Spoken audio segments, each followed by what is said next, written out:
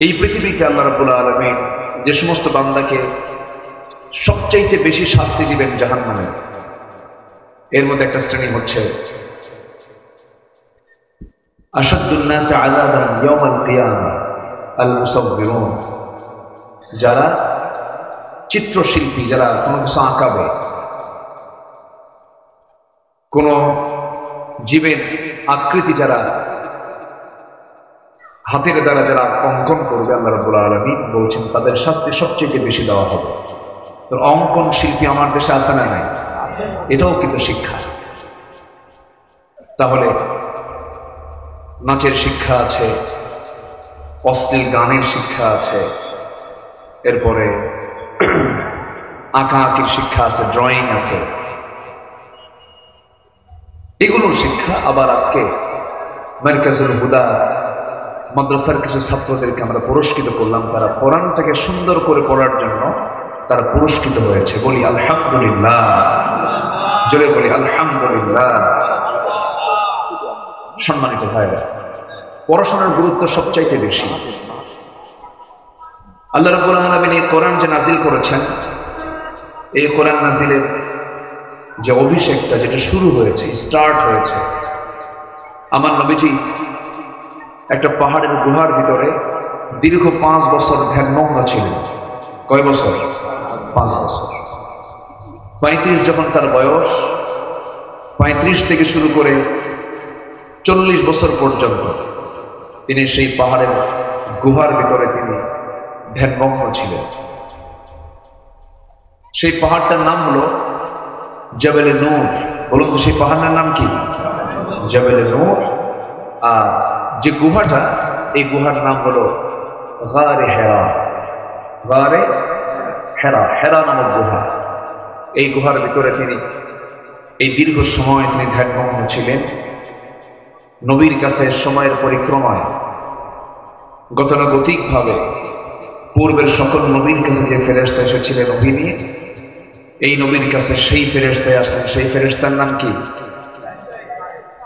জিবরাইল আলাইহিস সালাতু ওয়াস সালাম, জিবরিল আমিন আলাইহিস সালাতু ওয়াস সালাম তিনি আসলেন। এসে আমার নবীকে 5টা আয়াত উপহার দিলেন। কয়টা আয়াত? কোন সূরা? বলো। সূরা আলাক। জি, এই তো। আমি যে প্রশ্ন করছি, কষ্ট পাচ্ছেন না তো? প্রশ্ন করলে দুটো উপকার। একটা হচ্ছে নাম্বার 1, মনোযোগিতা নষ্ট হয় না। আর নাম্বার 2 হলো, প্রশ্ন যত করবে টিচার, ছাত্র তত শিখবে বেশি। আমার কথা কি বোঝা গেল? আমি যদিও টিচারের যোগ্যতা রাখি না, আমি তো বুঝি আমি আব্দুল আমিন আমার এলেম কালাম করবো। কোনো এলেম কালাম তো তেমন কিছু নাই। মানুষ আসে, কিছু কথা বলি, আমি তো নিজের বিষয় নিজে যত জানি, আমার চাইতে আর কেউ বেশি জানে না। তো আমি যদিও যোগ্যতা রাখি না, যেহেতু আমাকে এখানে বসানো হয়েছে, শিক্ষক যদি না মনে করা হয় তাহলে কি আর শেখা যাবে? শেখা যাবে না, এটাই নিয়ম। তো আমার নবীর কাছে প্রথম যে 5টা আয়াত আল্লাহ পাক দিয়েছেন, সেই 5টা আয়াত সূরাতুল আলাকের প্রথম 5টি আয়াত। প্রথম যে হুকুমটা দেওয়া হবে, সেই হুকুমটাই হলো পড়ো। বলেন তো, কি বলেন তো? পড়ো, ইকরা, পড়ো। তাহলে যদি প্রশ্ন করা হয় কোরআনে কারীমের প্রথম হুকুমটা কি,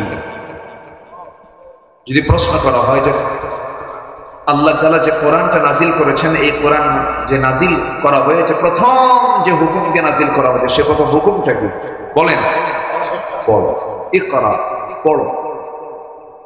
তাহলে প্রথম হুকুম যদি পড়ো হয়, এটার দাম তো নাই, এটার গুরুত্ব নাই নাকি? আচ্ছা, এই পৃথিবীর প্রথম যে মানুষ, আমাদের সবার পিতা যিনি, তিনি কে? জোরে বলেন।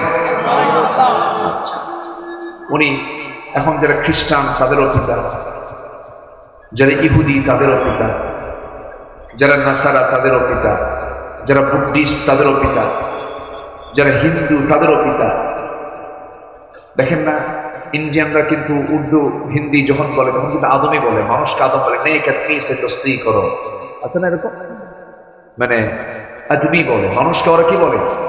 আদমি বলে, ভালো লোকের সঙ্গে ভালো মানুষের সাথে, মানে মানুষ কি তার আদম বলে। তো সবার কিন্তু পিতা হচ্ছেন কে বলেন তো? আদম আলাইহিস সালাম। তিনি কি অশিক্ষিত ছিলেন? আসতে কয় আচ্ছা, প্রথম মানুষ কি সাধারণ মানুষ না নবী ছিলেন? পৃথিবীর প্রথম মানুষটা কি ছিলেন? নবী। আমরা কার সন্তান? আবার আদম কয়, বলেন আবার বলেন, আমরা কার সন্তান বলেন? আমরা কিন্তু নবীর সন্তান। কিন্তু চিন্তা করি, আমাদের বাপ নবী ছিলেন। আমাদের বাপ কি ছিলেন? তাহলে পীরের ছেলে যদি পীর জাদা হয়, নবীর ছেলে কি হবে? নবী জাদা। নবীর ছেলে নবী জাদা। আমরা সব নবী জাদা। আসতে আমরা সব কি জাদা? দাম কি কম? কম না তো, অনেক দাম। আমি তো মনে করি যারা পীরের ছেলে পীর জাদা রাখে, এটার চাইতে আমাদের সম্মান তো কোনো অংশ কম না। আমরা নবীর সন্তান, আমরা, এটা বিশাল ব্যাপার। সেই আমাদের আব্বা, আমাদের বাপ, আমাদের সবার বাপ, তিনি এত জ্ঞানী ছিলেন, তার মতো জ্ঞানী মানুষ পৃথিবীতে আর দ্বিতীয়টা আসবে না। জোরে বলি সুবহানাল্লাহ। আল্লাহ রাব্বুল আলামিন বলেন, ওয়া'আল্লামা আদামাল আসমাআ কুল্লাহা। আল্লাহ রাব্বুল আলামিন আদম আলাইহিস সালামকে পৃথিবীর যত কিছু আছে সব কিছুর নাম একটা একটা করে পরিচয় সহ নামগুলো শিখায় দিয়েছিলেন। পৃথিবীতে কোনো জ্ঞানী বাহাদুর আছে এরকম? সবকিছুর নাম জানে? আমের যত জাত আছে, আমের জাতি তো বলতে পারবে না। হ্যাঁ, মাছের যত জাত আছে বলতে পারবে?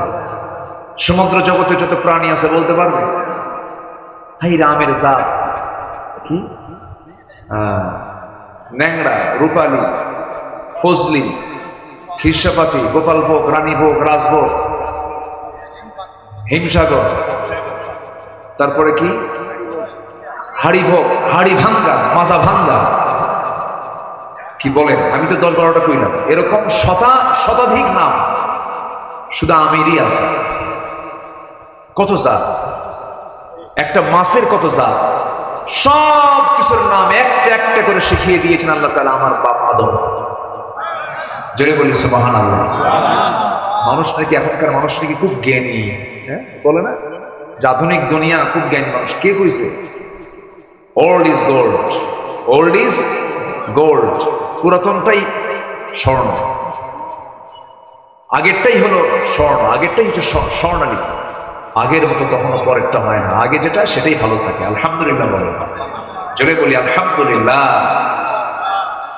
আদম আলাইহিস সালাম প্রচন্ড মেধাবী লোক ছিলেন। আল্লাহ পাক তাকে বানায়া জান্নাতে একা রাখলেন। একা ভাল লাগলো না। উনি বলেন, আল্লাহ আমি একা থাকতে পারবো না, আমার একটা হেল্পার দাও, জীবন সঙ্গে দিয়ে দাও। সাথে কাকে দেওয়া হলো?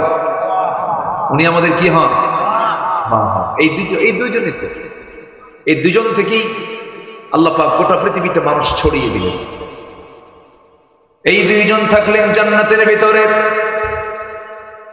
জান্নাতের মধ্যে থাকার সঙ্গে সঙ্গে আল্লাহ রাব্বুল আলামিন একটা নির্দেশনা দিয়ে দিলেন, ফালা তাকরাবা হাযিহিশ শাজারা, ওই নিষিদ্ধ গাছের দিকে যাবা না, ওই এরিয়াতে যাবা না। কিন্তু ইবলিস এমন দুষ্টামি শুরু করে দিল। ইবলিস করলো কি, সরাসরি জান্নাতের মধ্যে ঢুকে ওয়াসওয়াসা লাহুমা, দুজনকে ওয়াসওয়াসা দিয়ে তাদের দুজনকে ওই নিষিদ্ধ এরিয়াতে ঢুকায়া দিল। শয়তান তো কেশবপুর চেনে না। আসতে কয় কেশবপুর চেনে? শয়তান জান্নাতও চেনে। চিন্তা করো, জান্নাতে মাঝে মাঝে চিন্তা করি, আল্লাহ তুমি শয়তানকে এত পাওয়ার দিছো। জান্নাতের মধ্যে ঢুকে আমাদের আব্বা আদমকে, তার মা, আমার মাকে সহ ফাযাল্লাহুমা শাইতান, একদম পদস্খলন ঘটায় গেছে। জান্নাতের পোশাক খুলে গেছে, আর থাকতে পারতেছেন না। আল্লাহ বলেন, আদম ভালোই ছিল, কিন্তু উপায় তো নাই, ওয়াসওয়াসা দিয়ে তোমারে তো সরাইয়া দিল। তুমি এখন দুনিয়াতে যাও, আমার পক্ষ থেকে হেদায়েতের কিতাব চলে যাবে। এটাকে যে মানবে তার কোনো ভয় নেই। জোরে বলি সুবহানাল্লাহ। ওই যে আসলেন তারা দুজন। তাহলে এই পৃথিবীর প্রথম বাসিন্দা কয়জন? বলেন কয়জন বাসিন্দা? দুজন বাসিন্দা। প্রথম দোয়া তারা করেছেন, একটা দোয়া করেছেন, ওরে মাশাআল্লাহ, আর কেউ আসে না, মানুষ ওইদিকে চায় থাকে, বুঝলেন?